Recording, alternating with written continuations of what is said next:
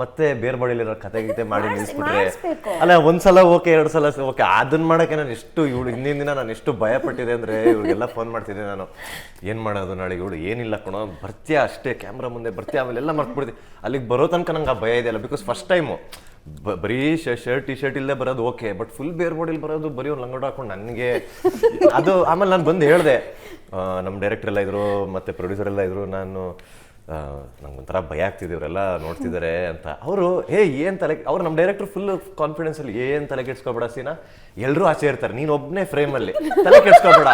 ಅಂತ ಅಂದ್ರು ನಾನು ಹೌದಾ ನಾನು ಒಬ್ನೇನಾ ಓಕೆ ಅವ್ರದ್ದೆಲ್ಲ ಸಪ್ರೇಟ್ ಕ್ಲೋಸ್ ಅಲ್ಲಿ ತಗೋತೀನಿ ಏನೋ ತಲೆ ಕೆಡ್ಸ್ಕೊಬೇಡ ಅಂತ ಅಂದ್ರು ನಾನು ಹೌದಾ ಸರಿ ಅಂದ್ಬಿಟ್ಟು ಎಲ್ಲ ಫುಲ್ಲು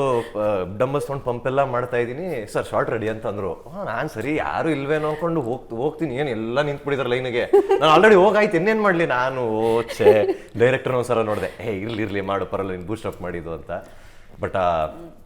ಸೀನ್ ಮಾಡ್ಬೇಕಾದ್ರೆ ತುಂಬ ಭಯ ಆಯಿತು ಬಟ್ ಇನ್ನೂ ಚೆನ್ನಾಗಿ ಮಾಡ್ಬೋದಾಯ್ತು ನನಗೆ ಅವಾಗ ಭಯ ಇವಾಗ ಕಾನ್ಫಿಡೆನ್ಸ್ ಬಂದಿದೆ ಓಕೆ ನಾನು ಮಾಡ್ಬೋದು ಅಂತ ಬಟ್ ಆಗ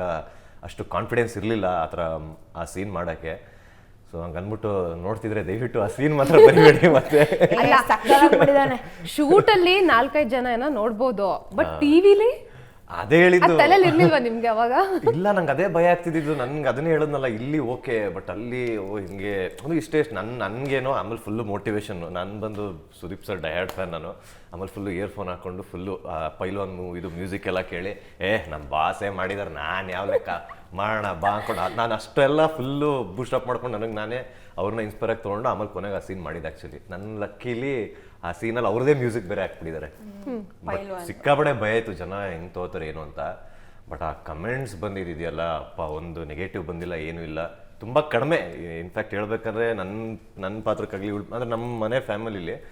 ಈಗ ಸ್ವಲ್ಪ ಅಮ್ಮಂಗೆ ಬೈತಾರೆ ಬಿಟ್ಟರೆ ಅವರು ತುಂಬ ಒಳ್ಳೆಯವರೇ